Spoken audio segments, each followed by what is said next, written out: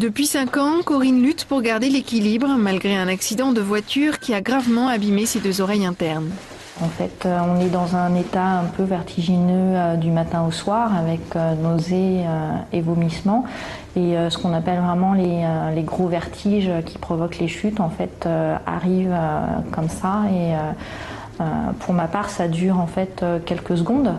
Donc je tombe et je me relève. Les chutes font beaucoup rire les enfants jusqu'à maintenant, donc on essaye de dédramatiser tout ça. Bonjour madame.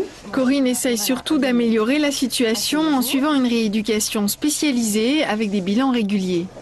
Donc on va faire un test d'évaluation pour voir votre équilibre aujourd'hui au nez. Donc mettez vos pieds sur les empreintes. Voilà. Vous allez regarder en face, donc un petit point rouge va s'allumer, va clignoter.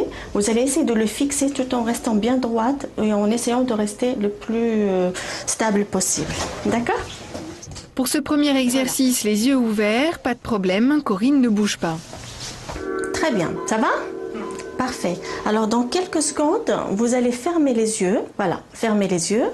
Voilà. Dès qu'on ferme les yeux, on voit que madame part un peu vers l'arrière. Essayez de vous redresser. Hop. Voilà, ça va ? Ouvrez les yeux.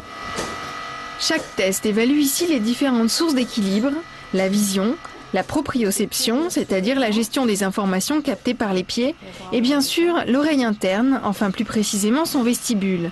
Les résultats montrent bien qu'il est inefficace et que c'est aggravé par une faiblesse des jambes, également touchée dans l'accident. Ça, c'est la somesthésie, donc l'information proprioceptive. Là, c'est l'information visuelle et ça, c'est l'information vestibulaire. Donc là, on voit que les 0% ont le vestibule. La somesthésie, elle est à 40%. Je pense que Madame Tollard est fatiguée aujourd'hui. Et puis, l'entrée visuelle, elle est à 100%. Donc, elle est plutôt dépendante de sa vision pour gérer son équilibre. La rééducation va aider Corinne à optimiser ses ressources pour acquérir le maximum de stabilité. Elle commence les yeux fermés par des exercices utilisant des signaux sonores. Votre contrôle auditif vous indique que vous êtes parti un peu vers l'arrière, donc vous avez corrigé, c'est bien.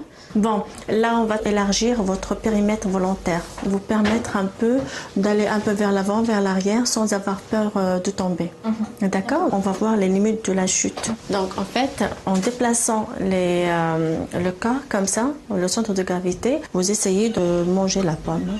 Corinne doit donc cette fois contrôler ses mouvements visuellement en grignotant cette pomme, sans oublier d'autres exercices plus proches du quotidien pour mieux marcher, mieux vivre sans tomber. La tête à droite, en gardant bien les épaules bien droites, à gauche, en haut,